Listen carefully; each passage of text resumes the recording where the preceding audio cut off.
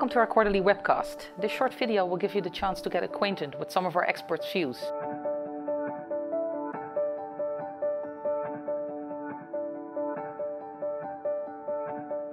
Roy, welcome. Thank you. When I think about Asian markets, the first thing that comes to mind are the newspaper headlines talking about Chinese growth slowdown.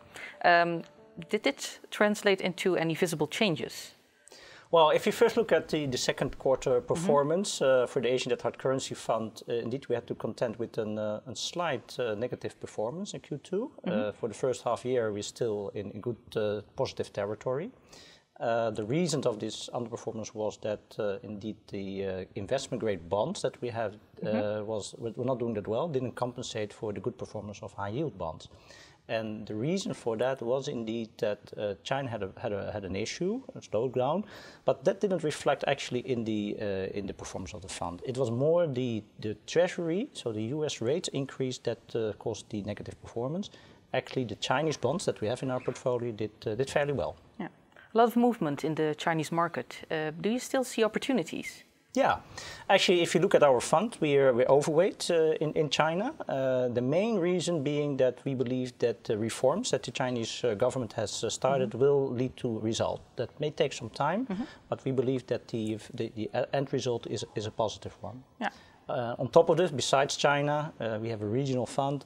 You see reforms taking place in countries like Indonesia and India, and we believe that will also lead to good results in due course. Yeah.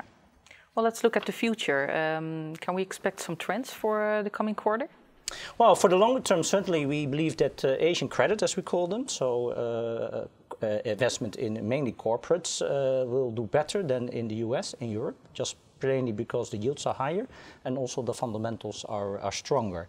We have a yield level currently at the fund at 4.6% for US dollar bonds. If you compare that to, let's say, the other region, that is a good level. Also take into account the fundamentals, which are fairly strong.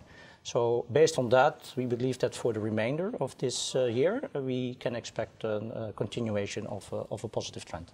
Oh, let's look forward to the rest of 2015. Good to hear, Roy. Thank you very much. You're welcome. And if you would like to hear more about our Asian market strategies or any other strategy, please visit us at nnip.com.